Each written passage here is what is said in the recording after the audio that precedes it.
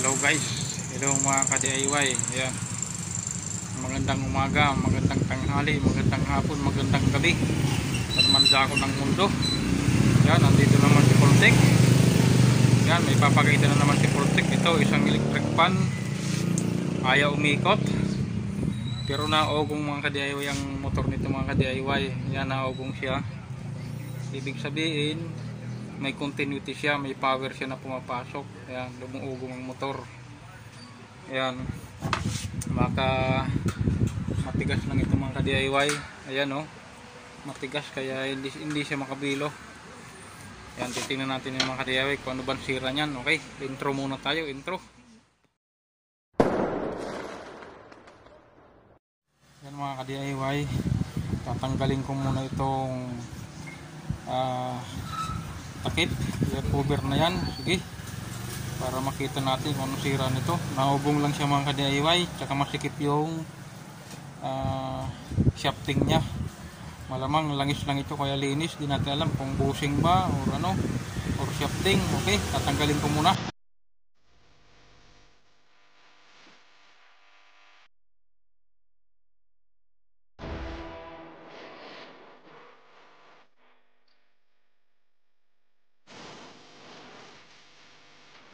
Yan mga ka-DIY, nabuksan ko na mga ka-DIY, kaya umugong ito mga ka-DIY, hindi siya makaikot dahil yan o, ang tigas mga ka-DIY o. Yan, ibig sabihin yan mga ka-DIY, nanikip na yung shafting, kulang na sa langis. Yan, buti hindi pa nasira mga ka-DIY yung motor nito. Okay, para mailinis yan mga ka-DIY, tatanggalin ko ito, yung mga tornilyo na yan. Tatanggalin ko yung base nyan. Yan, uunahin ko rito ito. Yan, ingat-ingat lang mga ka-DIY, kailangan dahan-dahan lang tayo pagtanggal nyan, kasi yung winding iingatan natin, baka magkaputol-putol. Yan, kasi buo ang motor nya, naubong lang. Okay,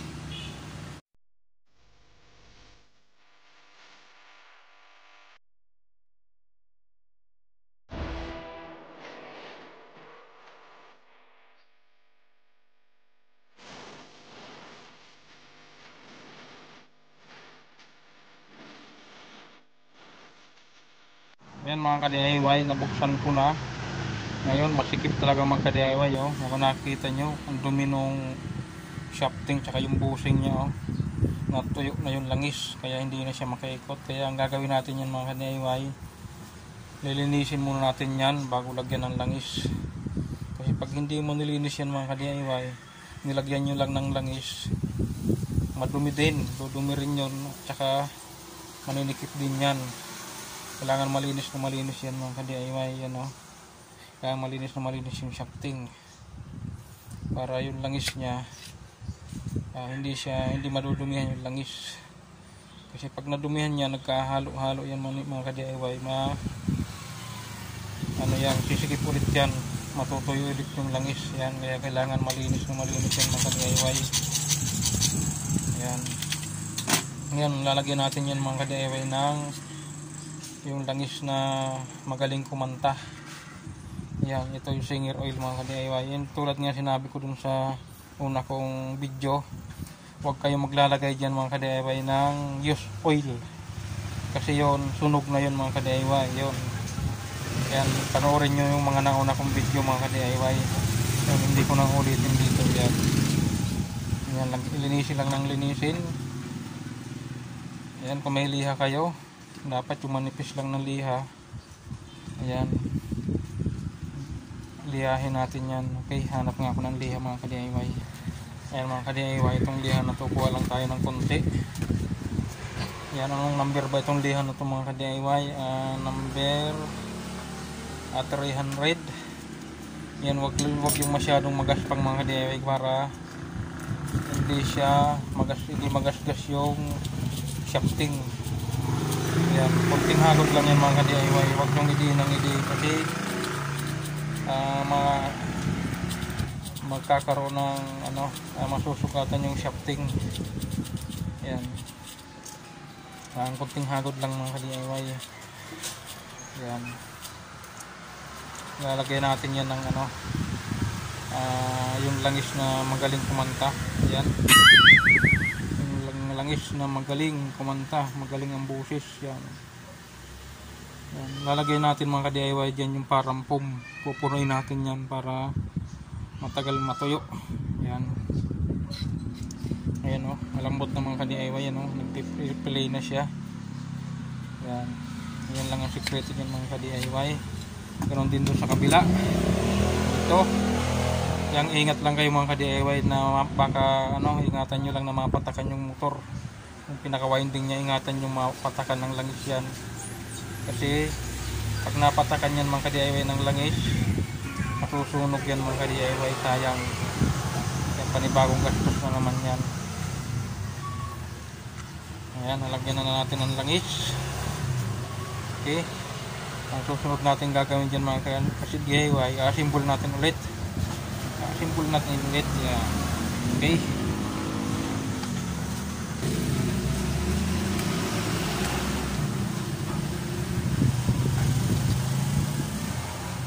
Kaya simbolin natin.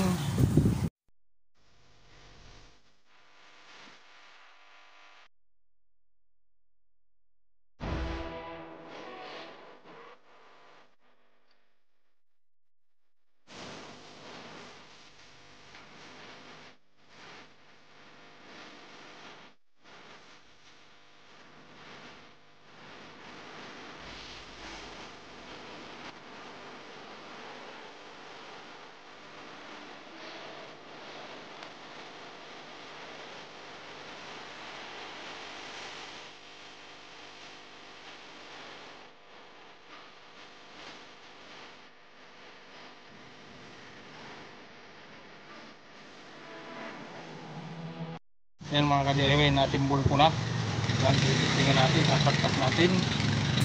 Yan. Yan. Yun. Yun o, kita ko sa camera. Yan, umiikot na siya o. Pusa na siyang umiikot. Yan o. Ayan o. Yan, 1 2 3. Okay. Yung kanina mga ka-DIY, ayaw siyang umikot, tumugong lang talaga. Kaya tumugong yun dahil masikip, walang langis. Ayan, okay mga ka-DIY. Sige, simbolin ulit natin. Kalagyan natin mga casing.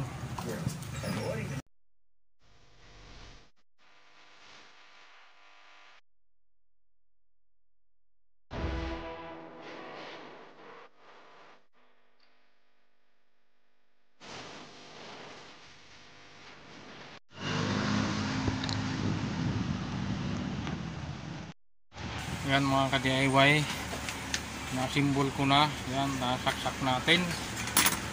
Tingnan natin kung tama ba yung ginawa ni Pultec. Ayun. Yan, ganda na mga ka-DIY ng ng ikot. Yan, yung mga hindi pa nag-subscribe dyan mga ka-DIY, paki-subscribe na, paki-kalimbang din yung bell para lahat ng upload ni Pultec nag-notify kayo. Yan, thank you very much. Sana nagustuhan nyo yung video ni Pultec DIY Repair. Yan, sana kayo magsawa sa kakapanood. Thank you very much mga ka-DIY. Pagpalain tayo ng lahat. Thank you very much. Okay.